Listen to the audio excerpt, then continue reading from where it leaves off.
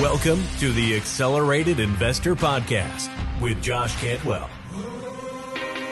If you're looking to retire early with forever passive income,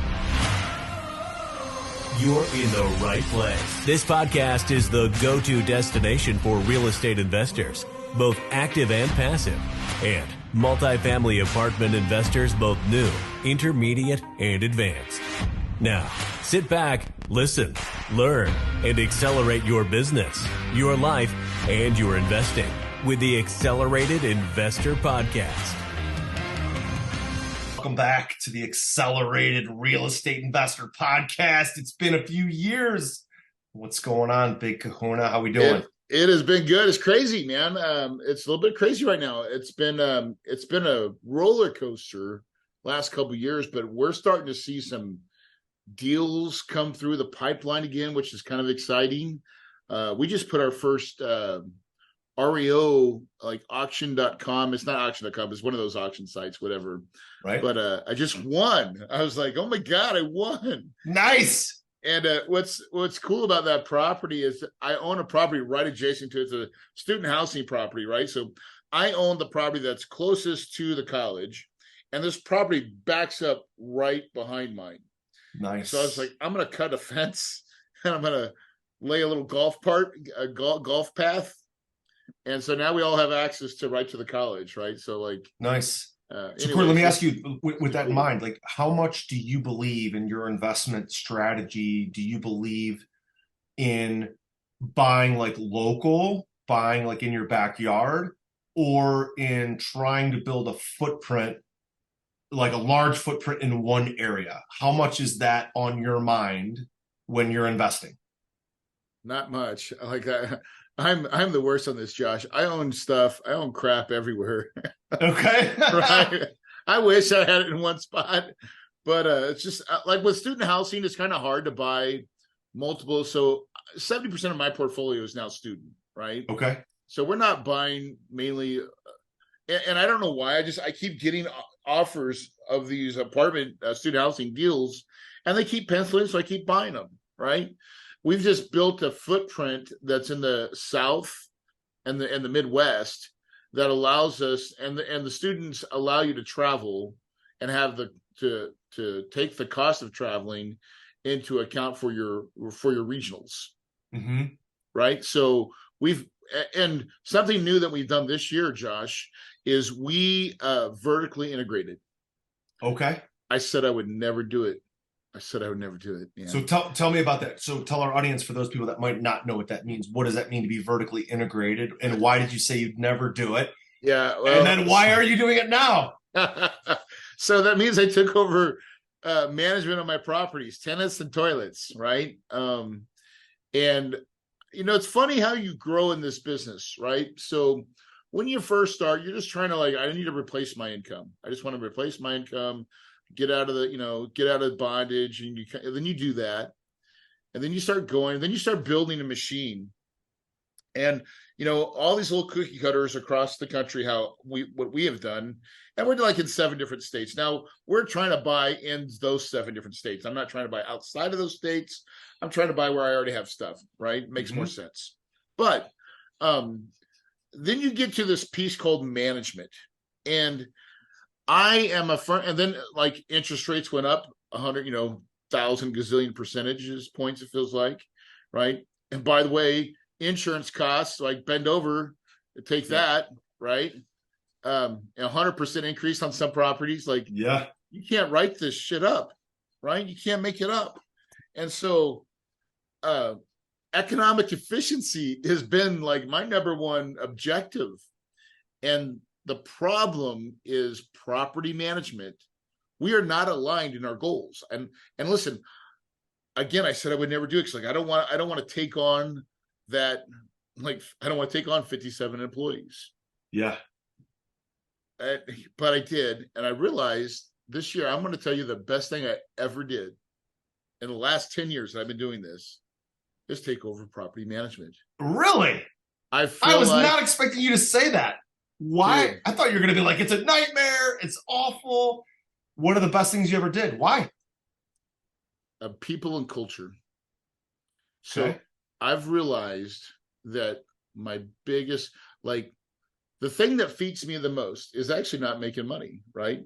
It's affecting people. That's where I get my juice nowadays, right? Making money is no longer, I don't care about that part, right? I'll make money, I make enough money. That's not the motivator. Making a difference in people's lives, now that gets me thinking, right? Yeah.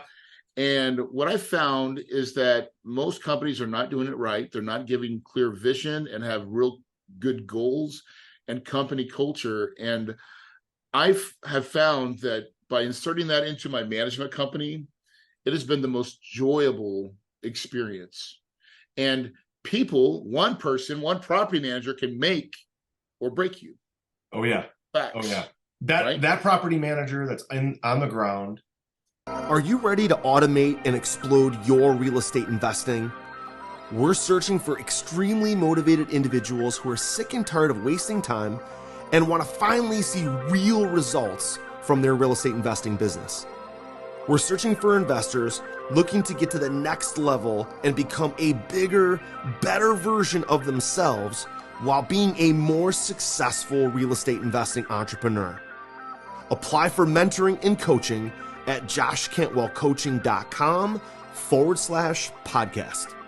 That's joshcantwellcoaching.com/podcast. More so than the regional, more so than a CFO or a COO of a property management company. I mean, we had a property that was humming along. It was 170 units. Property management company recommended, third-party property management recommended moving this one guy to this other building we own, 300 units. And we immediately saw that 300 unit building run more efficiently, with better leasing, with less evictions, with less move-outs. He worked really well with our construction company, turning units. We own the construction company, so we turn the units. And sure enough, the 170 unit that he left went in the toilet because the property manager that they brought on sucked. She was basically running like her own realtor business out of our management office. She was not leasing. She was not following up on things. She was not getting units moved.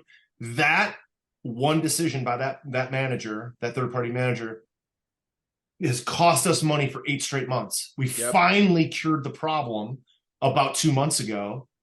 And when I went to ask the third-party manager, well, look, you clearly had a mishire here. You clearly cost us about $20,000 a month. You could see it in the P&L, how it just dropped off, flattened out, and then came back up with the new manager that we just brought on a few months ago. You know, what's the recourse? What's your recourse for your mishire? And they were like, well, you lost money, but we lost money too because our fee went down. I'm like, dude, your fee is 3.5%. Like, it's a couple $100 a month, $700, $800, $1,000 a month. I lost 20 G's a month. Yeah. For 8 months. So I can see why you would want to do this. Now you decided to focus on culture and people. What things did you do? What things did you do to instill culture and create that in your company? Starts with the hiring process, right? So we have now there's a book I'm going to recommend it called A CEO Does 3 Things by Trey Taylor. In there, he talks about his hiring system. He calls it the 4 C's. I use it exactly how it's created in that book. Our first interview is it's all about culture. So I go over my my core values. We have 4 core values, right? So people, integrity, now I'm forgetting one, moxie. I'm on the spot on it. But and so we go over these things in details with stories of how it looks like in our companies, right? And then we have this other thing we call the kind attitudes, right? Number 1, be the kind, right? Like, these are all Hawaiian pidgin words, but for our culture, this is how the second one is give them, bro. Like, go for it. Do your best, right? It's like our warrior cry. Like, if you see a bunch of guys in Hawaii riding a wave, like, give them, bro, right? Be Ohana, right? The Rock said, family, no one gets left behind, right? Spread aloha. We want to hire good people that have good hearts, right?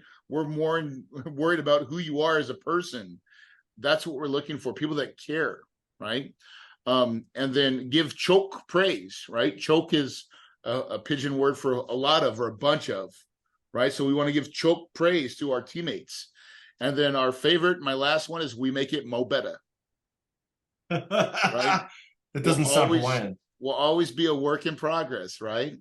And so by giving this culture piece and really starting with that, that's 90% of the first interview is just us talking about who we are. I'm not even listening to them yet, right? I'm like, listen, you need to understand what you're coming into, right? Because we talk about culture and stuff like people, and we talk about the commitment that we're like our people are giving. And if you're not an A player, it's not going to be me that's going to be on you. It's going to be all my staff, my people, because they expect excellence, right? That's how we. If you want to be a part of that, and the interview goes kind of like, listen, you're probably not a fit for us. I'm going to convince you that you're not a fit for our company. That's the interview. Yeah. Unless you That's are. fantastic. Unless you are, then you're like, hell yeah, I want that. Right. And so, Corey, do you actually do the interviews? Do you have an interview team? I do the culture piece. That is my for all property. Now, not for anything lower than a property manager, but for property managers, I'm doing that first interview. Right? Because it's that important to me. Right. Now, here's the second part of this, and this is something we're getting ready to start in play, probably first quarter next year. Our MIT program, our manager in training program. The biggest problem, you just said it, Josh, someone left, and who do you have replace? It's always, in every third-party management company, they have this freaking problem of, let's play the lottery and throw the dice, right? Because that's what we're doing every time we hire someone that's not Kahuna'd, right? It's called the Kahuna way. Like we do it the Kahuna way. So now I got this. Now I'm not very smart, but I'm really good at like copy your way to success. That's my thing, right? R&D. So it's not research and development. I took this from the rest and duplicate. Exactly. I took this from the proper restaurant management company. That I used to work for when I was a restaurant manager. They had an MIT program, and this only works because I'm doing it all within my portfolio. But I'm going to create a process. I have these student housing properties where I have a bunch of college graduates. I'm going to start marketing, and I'm going to find people that want to be in the property management business, and they're going to become at MIT. And then I'm going to make every property that's in my portfolio contribute a little bit to the kitty for the MIT program, right? And that's going to give me the dollars to put these people in queue and then they're going to go and, we're going to create a curriculum for the first week is not even with the property manager. They're going to go to the maintenance supervisor, and the maintenance supervisor is going to have a book, a packet, a booklet, and say, this is the maintenance supervisor spot. And here's all the things that I do. Check, check, check, check, check. They're like, got it. They're going to spend a week or two with that, and he's going to be a trainer because he's going to be, I'm the trainer. This is the Kahuna way, right? Then they're going to go into the property manager. Then they're going to go with the leasing. Then they're going to go to the CA or all the little spots. And then they're ready. Now they're deployable, right? So when I have, and when you hire them young like this, college kids, 25, 26, they're relocatable. So then you're like, okay, well, I got this property just came up. Here you go. And then they go and they show up. You're going to buy a new property. They already know your system, your process. They're doing your huddles. They're coming in with the Kahuna way. And how much more efficient are we when we do it like that? Yeah, it's fantastic. It's going to be phenomenal. So we are already starting to work on that process to get the curriculum built. That's what we're doing right now, to have our training modules so set up that we're becoming a company of systems and solutions that ultimately is going to help us get there faster, right? And then the biggest thing is that, Josh, property managers, third-party property managers, we're not aligned in a way we think. They only get compensated on total collected income. And us as business owners and our investors get paid on NOI. That's right. There's something called expenses. Yeah. And so I've seen it, and this has happened to me. Now, good property managers, and I'm not saying all third-party property managers are bad, by no means. I just decided to take that piece into my own hands, and we will never third party anybody's else's portfolio. It's just going to be my portfolio that my staff work for. But it gives us a sense of purpose, because eventually I want to become a family office where all we're doing is running my own deals with my own money and my own team, right? Yeah, Own the whole circle, fantastic. right? To make sure that we're efficient. And I think that is the evolution of whenever you get to a certain spot large enough that it makes sense, control the whole process, and then you'll eliminate your leaky buckets. Yeah. Well, what I like about what you're saying is, first of all, like I'm actually interviewing Friday for the 4th time the guy that we've identified to come in. He's going to basically research, watch, observe. He's going to be our VP of asset management, with the intention of, over time, moving all of our assets to self-management, just like you've done. Yeah. So we're hiring the first guy. He's a really high level kind of COO, VP of asset management, VP of operations type. He's a systems guy. He's a former military. So we're probably a year behind you. And we've done the same thing. You know, we've done 20 syndications. We've bought 4,500 units. We're currently sitting on about 2,700 units. It's time for us to self-manage. And I think this comes down to, Corey, as you mentioned at the beginning here, there's expenses that are uncontrollable, and you would consider those to be insurance, water, sewer, electric, gas, real estate taxes. Those are uncontrollable. Well, if those uncontrollables keep getting more expensive, you have to find a way to take the quote unquote controllables, right? Which is your people, your staff, your property management, your maintenance techs, your repairs and maintenance, all the things that are controllable, and actually control them, which a lot of third parties don't do, right? So it sounds like that's what was on your mind when you made this decision. I'll give you an example, right? So we have a property, $40 million property in Slippery Rock, Pennsylvania. It's a student housing property, 632 beds, right? Now with student housing, they all move out and in within a 3 or 4 week period of time, right? Crazy. So it's a massive project, right? And you got to go clean and prep and all this stuff. So last year, the property management company that I'll not name did it, and they spent about $375,000 moving, and that was kind of loud. I'm like, dude, what the hell? So this year we did it. Kahuna Management did it, 135. Whoa! Right? For 30%. I'm telling you, right? So how do we do that? Well, I was like, listen, there's no way in hell I'm going to spend this much money, right, on turn. It's stupid. That should never happen. So we're like, okay, let's hire some CAs, some kids that work at the college, right, or whatever, live in our building probably, 4 or 5 of them, $15 an hour, $12 an hour, and they're going in. They're the cleaning crew. Instead of hiring a third party vendor to be the cleaning crew, we just have the cleaners, right? Give them a scrubber and some Comet. Let's go. Here's what it looks like, right? Yeah. And then we found out that they can be the painting crew too. Oh, by the way, pick out all the nails, right? Get a little DAP, put the DAP on there, come back with a soft, sponge, right? And now some paint the next day because we're just touching up the paint. Oh, there we go. Now we got the painting crew, right? Oh, and by the way, let's find the commercial grade shampooer, carpet shampooer, which we bought, right? And now you're the carpet cleaner too. And so as people would leave, we were doing this way early. So when we got to that 3-week turn, because a lot of kids have already left, right? I mean, honestly, they don't all they leave right when school's out. And there's like a 3-month period that these things are vacant. Yeah. So as long as we can get into them, we can do the work. I love it. That's what we did. And so we were very efficient in the process, and we just spent so much less money. Let me ask you, Corey, a question about your kind of personal fulfillment as a CEO. How does it feel from a personal fulfillment perspective to now know that you have more control, you have more people that are buying into your brand, into your systems, your solutions? You said at the beginning of the show that you really are focused on people and impact, not on money.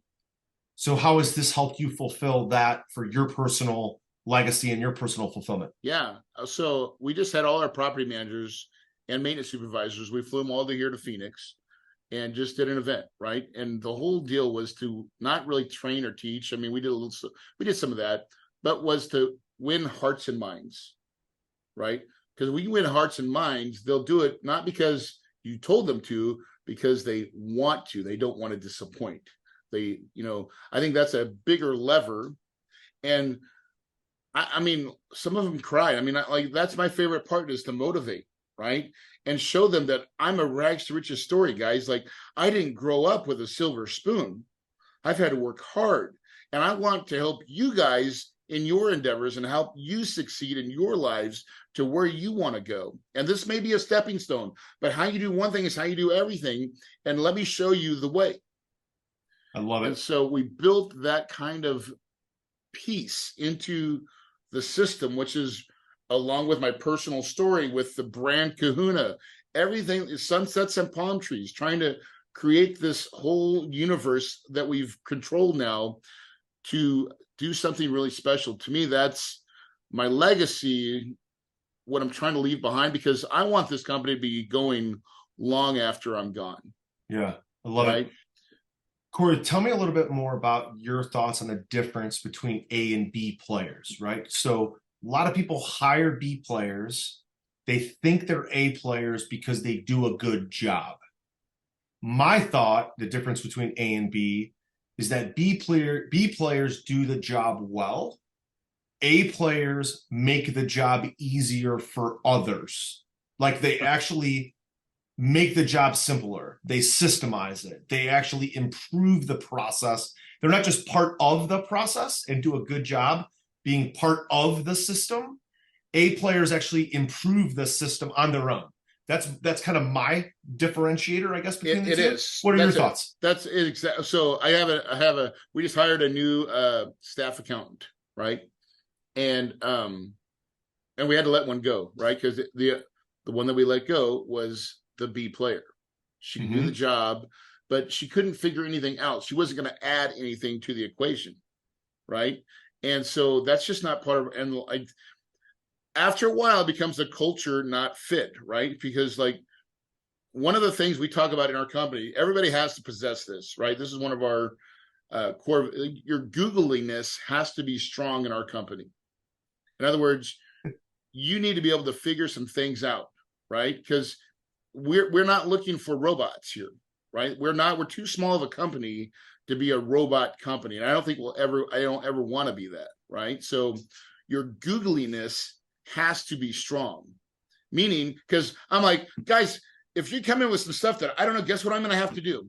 I'm going to have to Google the crap, and I'm going to have to spend a little time, and I might have to change the way I Google it till I get the right answer to pop up, and then I'm going to have to watch a dumbass video, right? And I'm going to do all the steps to do your effing job, right? So just do that for me so I don't have to do it, right? Because that's what I'm going to have to do. I didn't get smart. I wasn't born smart. We were all born with the same shit, right? Naked and crying. And so I'm just going to get now. And your A players will be like, yeah, I already did that. Or they'll say, I've already done it enough that I already know I know the solution. Yeah. Right. And your A players make other people A players or can help harness. That's what I think, that's their genius. Like, people will be like, oh, wow, I need to step up my game. Yeah, this guy's doing it. I also use the analogy of gears, right? So I know you're a gearhead. You love your Jeep. You go on trips. I see your posts. I love it. But like, a B player just keeps the gears moving, but at the same speed. Yeah. A C player actually makes the gears grind to a halt. Yes. An A player makes the gears go faster. Yeah, right. And does it on the road. And they'll lube it up, and like, they'll be like, "Oh, you need another cog here to make sure we need another speed that we need to hit ludicrous speed." I love it. So, Corey, I know you're tight on time, so am I. But I did want to ask you a little bit about your thought on today's market. You mentioned that you just got awarded a deal. It was an REO. You probably felt like a residential investor again, huh? Like bidding on an auction deal. It was so fun, man. I had, the only challenge was the next day I had to wire $1 million, but like. But it was still cool. I was like, and I got it about $500,000 cheaper than I thought, right? That I was willing to go up to. And I was like, no one's going to bid. Wait, no one's going to bid? No one's bidding? And then I thought I was going to win it. And then it's like, no, Now it goes from 250 to minimum bid to 100, right? And then it goes another 2 minutes, and it goes to 100, and then it goes to 50, and finally it shuts down. I was like, oh, I won. Yeah, nice. But my thoughts on the economy right now is like, listen, everything's priced into the market finally, right? Insurance is now priced into the marketplace for most properties. Taxes, the interest rates are priced into the market. So if you can find, now it's still always the same problem. Our job, Josh, is to find needles in the haystack. Mm-hmm. It'll always be that way. It'll never be easy. That's really the job of when you're buying in acquisitions mode, to find needles in the haystack. There's always needles in every market, right? They're finally starting to come. For a while there, it was a little harder to find them, but they're starting to percolate now because people that are selling now have to. No one that's selling now, I think, wants to. I think they have to. Mm-hmm. And so if you can make the deal pencil now, I got to think tomorrow's pencil. And I'm saying 5 years from now, because that's how I'm thinking. I'm looking, setting myself up for the refi of a lifetime, right? When I go out, and hopefully I'm assuming rates are going to be lower than they are now. But even if they're not, I'm still okay because I'm buying for cash flow today. I will always be a cash flow investor. I don't buy in markets that don't allow me to cash flow within at least year two, right? I mean, I by year two, I need to be making some money, or the project's probably not going to get green light by Corey, because that makes me nervous. I'm with you. I'm with the same thing, right? So this idea of, guys are no longer really wanting to buy with what a lot of us call negative leverage, which means that, interest rates are, let's say, at a 7, cap rates at a 5.5. They don't want to do that anymore. They don't want to have the big cash bleed. And you're going to see some sellers selling because they have to, because of floating rate bridge debt that has to be sold. And so my theory is, if you were going to buy in 2021 and you were going to buy based on your rent schedule, rent's getting a bump, you're going to do a value add program, you're going to bump your rent, and then it's going to grow by X% per year for the next 5 years, and you're buying on that. If you were going to buy in August of 2021, which is the peak of the market, and today you could buy that same asset for 10 or 20% less, you're still buying that same cash flow, because we still have a major housing shortage. We still have a major supply and demand issue for housing. And you're still buying these rent bumps. You're still going to do your value add program, but now your basis is 10, 20, 30% less. Yes. If you're going to buy 2-3 years ago, you absolutely should be buying now. And then when rates come down, because again, this inflation will be behind us, maybe we might even be in a war. War creates uncertainty. Then dollars, they fly to safety, which means the 10-year treasury is going to go down, and which means interest rates are going to go down. Not that I'm baking war into my pro formas, but that's a possibility. Very much. Yeah, all these things are mattering. So if we're willing to absorb the debt today, what matters is where we're going to be 3 to 4 to 5 years from now. Yes. And how many people are not in the market? How many people that went to, single family guys that went to the multifamily conference and said, oh, I'm going to go, because that was the big word for the last 3 years. Now I've seen videos from the same people saying, you don't want to get into multifamily. It sucks. I'm doing this new thing now. Stay out then. Stay out. Corey, I'll finish with this. I just talked to my brokers who said they have, this big portfolio in my area that came out, 1,000 units. 250 people signed the, non-disclosure confidentiality agreement. And a couple years ago, there would have been 100 tours and probably 30 offers. They had 3 tours on that same portfolio because people are looking for cash flow. It has to cash flow now versus hopefully cash flow 5 years from now. So great insights, Corey. Listen, man, tell our audience where they can find you. Tell us about your website. Tell us where they can engage with you. Hey, so the best way right now, I've got a new book that I just, there it is. It's called Trust But Verify. Nice. The Passive Investor's Guide to Evaluating Real Estate Syndicators, people like us. If you'll text the word book to 480-500-1127, we'll give it to them for free. So KahunaInvestments.com is our website. And Josh, as always, man, I love talking to you. Let's do it again. I need to have you on my podcast, and let's jam. Absolutely, Corey. Listen, man. So how do we say goodbye in Hawaiian? Aloha, bro. Just aloha? There's no goodbye? I thought aloha was hello. Well, aloha, I think it is. Hi and goodbye. Hi and goodbye. Well, hi and goodbye. Corey, you're the man, dude. Thanks for jumping on the show today. We'll be in touch, my friend. Talk to you soon. Thanks, bro. You were just listening to the Accelerated Investor Podcast with Josh Cantwell. If you enjoyed this episode and learned something new, help us build the AI community by leaving a review and 5-star rating on our iTunes podcast channel. Also, don't forget to subscribe so you never miss another episode. To see passive investing opportunities, visit freelandventures.com/passive. To start your journey toward the lifestyle you've always dreamed of with multifamily apartments, apply for one-on-one coaching with Josh at www.joshcantwellcoaching.com.